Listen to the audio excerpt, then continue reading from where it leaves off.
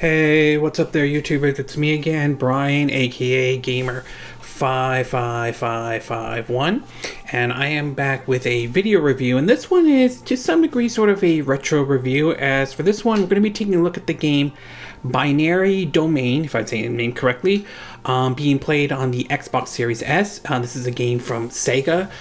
It was originally released back in 2012 for the PS3, the Xbox 360, and PC via Steam, though. And if you're interested in any gameplay footage, I'll have a link down in the description down below, or you can click on the card that will appear up on this video. And for parents out there, it's worth pointing out that Binary Domain is rated M for mature, for ages 17 and up by the ESRB, though. Now, when this game came back out in 2012, though, I may have read about it and heard about it, though, but I never got a chance to play it or anything like that. There were plenty of other games I was playing back then, though, and this is probably one that kind of flew over the radar, though. And unfortunately, when the game came out, it didn't sell as much copies as it is. I mean, at the time, though, I believe this was before the Yakuza series started to become really popular here in the West and all. Fast forward to 2021, though, and the situation's a little bit different, though. The Yakuza series is sort of now a bit more popular than it was back in 2012, though. One of the series creator has apparently left Sega and has moved on to work at another studio, I think like Tencent, if I'm saying the name correctly, though.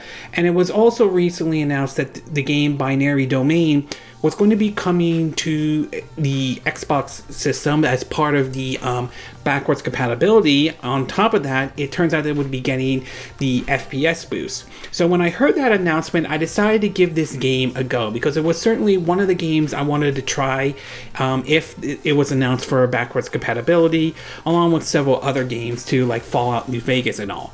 And after spending some time with the game, though, I will say it is certainly one that I do kind of regret not playing, though back then when it came out. And it's also a title that I do hope that someday down the road there could be a sequel, to be exact, though. So why don't we get started with the pros and cons, and we'll start first with the pros. And the first one I do want to talk about is the combat. Now, the combat in the game is basically you're a third-person shooter, and this one follows a bit closely to sort of like the combat you would see in games like Gears of War, though. You have choices of different weapons to choose from. You have your grenade, your assault rifle, your pistol, and when you defeat some of the enemies, such as the robotic enemies, you can use some of their weapons. Some of them may have a more powerful assault rifle, some may have a machine gun, shotgun, or even one of those big, like, I think certain kind of really big guns that you can use against tougher enemies and all that stuff. And what's also interesting, this game also supports voice command, or you can use the button where you can also basically tell your your AI partners to basically either attack, regroup, or certainly any other commands, though. Some of this will have to do based on your relationship with them. If you answer certain questions correctly towards them or aid them in any way, though, they'll help you out. But if your relationship with them is low, they won't help you out. So there is some of that relationships with your AI partners, though. But in terms of gameplay or combat, though, it's definitely good, though, especially if you played other third-person shooters like, say, Gears of War, for that matter, though. Next thing I do want to talk about is the visuals. And the game visuals definitely look nice. The visuals are sort of similar to the kind of visuals you would see in the Yakuza or the Judgment series, to be exact. A little bit somewhat on the realistic side to a certain degree, and they definitely don't look bad or anything like that, especially now running on the Xbox Series S or X, depending on what system you have, though. So from a visual standpoint, the game looks nice, though. The next thing I do want to talk about is the 60 FPS. Now, before this game was announced for backwards compatibility, at the time, though, the game ran at 30 FPS, which, again, 30 FPS isn't necessarily bad as long as it's a stable 30 FPS, at least in my book, though. So to hear the fact that this game was going to get an FPS boost was definitely nice, and it's really nice to play this game and enjoy it at a good 60 FPS, though. That's definitely a very good thing, though. I do hope to see Microsoft really push that FPS Boost, though. I know for now they're not doing any more, but I do hope they could find a way to put more games with FPS Boost down the road and all that stuff. But in either way, the game running at 60 FPS is nice, though. It looks great running it at 60 frames per second. So really great that they were able to get this game running at 60 FPS. And last but not least, it's the story. And I will say the story is sort of interesting in a way. You kind of get a little bit of somewhat of a Ghost in the Shell vibe to it, and somewhat of a Terminator vibe to it to a certain degree, or a something like that, though. It's really interesting. It involves AI and robots, though, and basically these hollow children are basically robots that think they are human and don't know that they are robots in any way. So it's the really interesting story indeed, though, and I do hope that but I'm saying in terms of story wise, it's really interesting. So I like the whole idea and the whole sci-fi setting, the way that the world is set up in binary domain, though. Okay, we're going to take a quick break, and when we get back, we'll get to part 2, which is the con. So we'll take a little break, and we will be right back.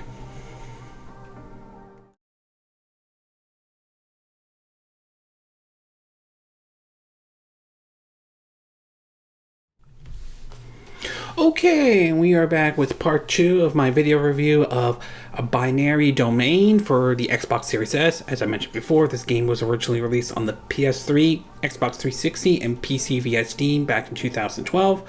So now that I gave you the pros, why don't I give you the cons? And there are really only 2 cons I could think of in regards to this game.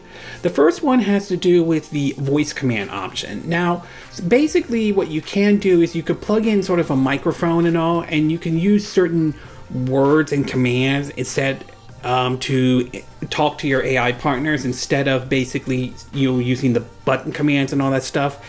And while that sounds like a great idea, to me it sounds a little bit pointless. It seems like a feature that, honestly, I really don't think it was necessary. I think you could just basically push, like what I pushed was the LB button, and pick the choices that are given to you and just do that. I mean, to me, it doesn't seem like this was necessary or anything like that.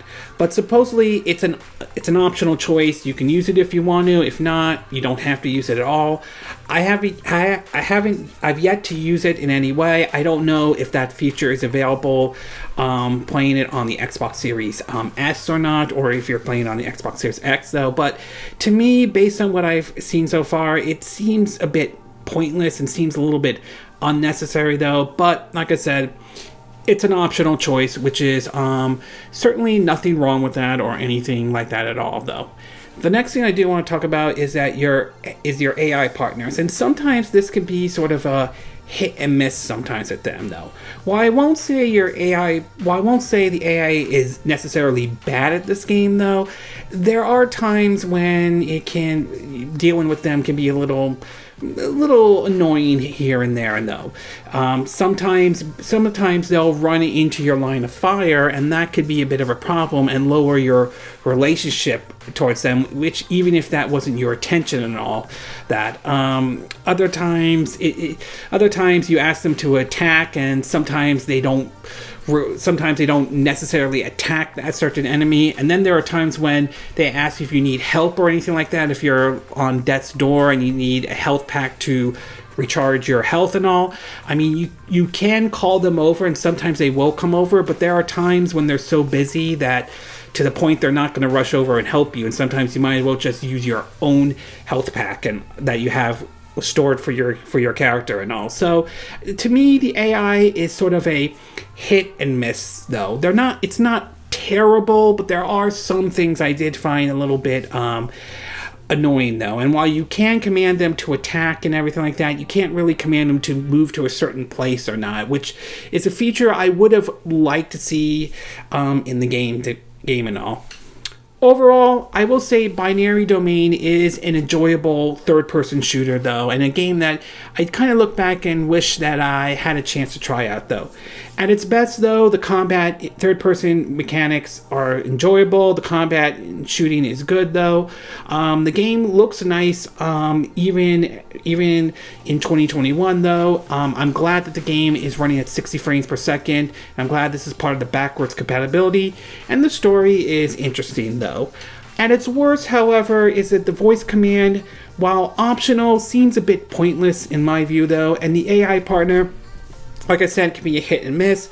It's not terrible by any stretch, and they can be helpful, but there are times when it can get a little annoying here and there, excuse me, with dealing with your AI partner, though. But in either case, I am enjoying the game, though, and I do think it's a little unfortunate the game did not sell very well back in 2012, though. I am hoping, at the very least, with now the game being part of Xbox's backwards compatibility, though, I'm hoping it gives the series another chance, though, and I do hope that it opens the door that maybe a sequel could happen. I mean, I would love for them to do a sequel to Binary Domain, though. Maybe, and this is kind of a spoiler alert, although the game's been out for a long time, I'm sure you could look up the cutscenes and all that stuff. Maybe they can have one based off the child of both Faye and Dan, the two main characters to be exact. Maybe there is a surviving hybrid or a hollow child, hybrid of a normal and hollow child and all that stuff. So I do hope that there are plans for a sequel, because I would be open to the idea. I mean, given the studio's success with the Yakusuka and the Judgment series, I do hope that they get another chance to do a sequel to Binary Domain. I really would like to see a sequel happen. But in either case, though, it's available on the Xbox Store for the backwards compatibility. And if you missed it out in 2012, I would say give this title a shot, though, regardless of what system you own, whether it's the PC or Steam, or if you still own your old PS3, or if you have an Xbox Series X and S. It's worth taking a look at, especially if you were a fan of the Yakusuka or the Judgment series, though. Okay, this concludes my video review of Binary Domain on the Xbox Series S, though. And again, these are my opinions. What are yours? What are your thoughts of Binary Domain, though? Did you play the game when it originally came out in 2012, though? Did you get a chance to pick it up on the Xbox Series S or X? Have you tried the game out in any way? Do you wish Sega would do a sequel, though? Do you think it's high time that they do a sequel to Binary Domain? Do you agree with what I said in this video? Do you disagree? Do you have a difference of opinion? As always, sound off on the comment section below. Let me know what you think. And if you do like this video, I hope you hit the like button. I would appreciate it. And I hope you do subscribe to my YouTube channel. If you do, make sure you hit the bell icon for notifications of any new videos I make.